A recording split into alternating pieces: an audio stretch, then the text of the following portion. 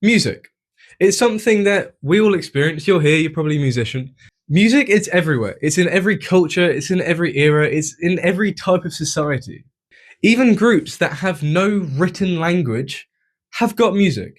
And think about it, music doesn't keep you alive, doesn't give you food, doesn't give you water, it doesn't keep you out of the rain or keep you warm during the winter. Whoa, that was really poetic. So, what does it actually do for us? Us humans will spend years and years of our lives perfecting these. We'll lose sleep over it. We'll undergo all of this effort and wasting all of this money just so we can be good at music. So, why does every human society, yes, every human society, have music? Why has it survived for tens of thousands of years?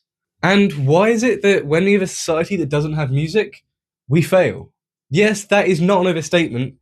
Every civilization has had music, so it's gotta be important in some sense. So, without further ado, let's get straight into it.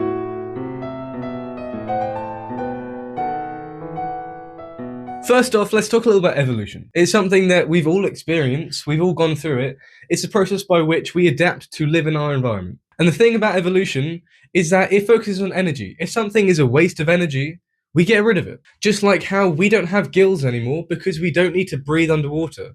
And from an evolutionary point of view, music is incredibly expensive. It takes years and years of our life to get good at. It takes incredible amounts of energy and resources. Usually things that are that expensive but don't give you a survival, better chance of living or a better chance of reproducing, natural selection will just cut it out. So that's kind of proof that music has given us something incredibly important. So what is it? Archaeologists found bone flutes. Yes, flutes made out of bone. Not like the skin flutes that your mum is used to. They found these bone flutes 35,000 years ago. Well, they didn't find them 35,000 years ago, but they're 35,000 years old. That's crazy. That humans were literally carving instruments before we were even building cities. And long before writing systems were ever even a thing, which proves that they were investing effort, time, and resources into organized sound. So if music didn't do anything useful, we wouldn't have gone through that effort. So music has given us stuff in return. One of the strongest explanations is social bonding theory. Early humans, they all survived in groups and tribes. Because cooperation meant food, it meant protection, and sharing the labor so it didn't take as much effort to build houses or build places to, I can't think of a single caveman activity, but caveman activities. And because of this shared effort, these groups far outlived the ones that didn't have shared effort. Music itself creates synchrony. When you sing together, your breathing lines up, and when you dance together, your movements line up. It's that simple stuff that builds bonds between people. Studies show that if you're dancing with someone, you're more likely to trust them. Think about it like this. I've never danced with a government, and I don't trust them, so it's gotta be something true. But that synchrony that we get when we actually move with people in time releases literal chemicals within our brain. Things like dopamine and oxytocin are things that signify happiness and connection with others. We're lowering our stress and increasing that feeling of connection, which, in simple terms, is bonding with other people. Because we're turning these strangers into people that we can trust and we feel happy around.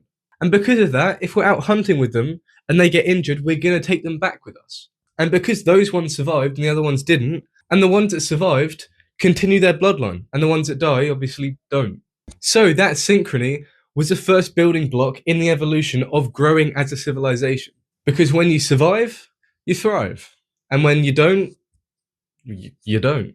So music might have been the social glue that has kept these civilizations together for thousands and thousands of years. Some researchers also say that music has been around since before complex language was a thing. Early humans could have used things like pitch and rhythm in their tone to convey emotions before words could ever do it. Think about when you're feeling really angry or you're feeling really sad. You're going to naturally talk different to how you would normally. The way that I'm talking now, I don't usually talk like that every day because I'm excited about this topic. So I'm going to speed up what I'm saying. I'm going to enunciate more. Because I'm feeling emotions, that's changing the way that I have my pitch and I have my tempo of my speech. Think about it also like this. When you've got a dog or a baby, if you look at it and really sternly say, I love you, you're the amazing thing in the world, they're going to think you're telling them off because you're saying it in a stern way. But if you look at your dog and say in the happiest voice ever, I don't like you, I'm going to get rid of you, then they're going to be like, oh, he loves me because it's the way that he's talking. even though that's not what we're saying. Lullabies have existed for thousands and thousands of years. And that could be the start of knowing that, oh, if someone's talking slowly, they might be upset, or if someone's talking really loudly, then they might be angry. And music isn't just heard, it's felt across the brain. There's something in your brain called a motor cortex, which is responsible for the movement of your muscles. And that activates when you're listening to music, even if you're not literally moving your muscles. Because you're not just listening to the music, you're literally feeling it. Feeling emotions in music is a good reason as to why music might have been a thing. It might have been a way for us to express ourselves in the world.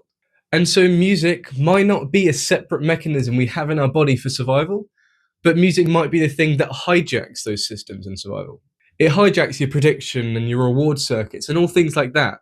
Something that I talked about loads in that video right there, which you should watch after this one. That might be another reason as to why we've had music for so long. Another idea is the idea of sexual selection theory, which might be a little bit more controversial, but it's fun. Maybe music might have been a way for people to signify my brain's like, working and it's really cool. Musicians nowadays, we don't have much of a brain, but back in the day, if you could handle the pressure of hunting and like existing, and on top of that you can do music, people would probably thought, whoa, you're amazing. You can do all this amazing stuff. Think about birds. They sing really intricate songs to show that they've got really good mental capabilities. And that makes the female birds think, I want to have my kids with that. If you think the reason why we're attracted to certain types of people, because we look for traits that we want in our own kids. If you look at a really like hot person, you might be attracted to them because you want your child to be hot so they have more kids and you continue your bloodline. Just like you might be interested in really, really smart people because you want your kids to be really, really smart and also get mates and also continue your bloodline. Music might have been one of those traits. Maybe a cave woman saw a caveman like going ooga booga and hitting a stick in rhythm and been like, that's a really smart guy. I want my kids to be like that. And so they reproduced. And then because it was that music, that musical trait will be continued on and it would increase that likelihood of reproduction. Think about on stage too, musicians always perform under pressure when we're doing live performances. If someone can see that you can perform well under pressure, while also being able to do these amazing, intricate things, if you don't suck, then they're going to be really intrigued. All the famous musicians nowadays, they've got loads of money and everyone thinks they're really cool. And they've got people chasing after them all the time. Think of that 2000s craze of Justin Bieber. All those girls wanted to be with him because he had traits that they wanted in their kids. They wouldn't have thought, oh, Justin Bieber, I want my kids to be like that. But subconsciously, that's why they are attracted.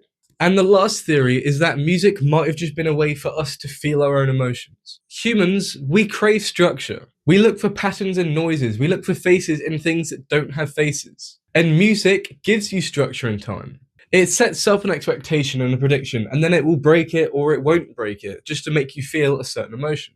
So music might not have made us happier or more angry, but it can organize those feelings to make us feel better about feeling them. If you're feeling really, really depressed, listening to music isn't going to fix the fact you have depression, but it will organize those depressing feelings to make you feel better about not feeling better. Because it's taking something really chaotic and something you feel like you can't control, and it gives it something you can control. And that shaping of what you're feeling could be why music has given us meaning. And music might have been that comfort that we needed, and that's maybe why it stuck around.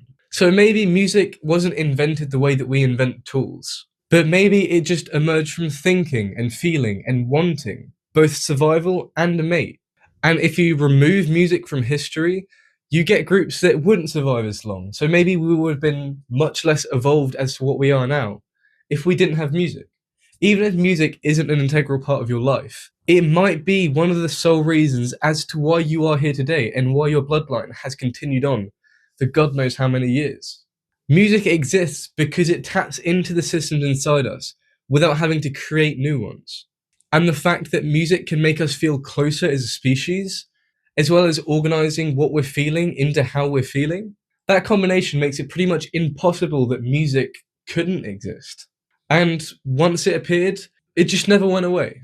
So anyways, I'll leave you to ponder for the rest of the day. Make sure to like, subscribe, join the Patreon, and let me know down below what you think about this. So enjoy the rest of your week, and I'll see you next time. Bye-bye.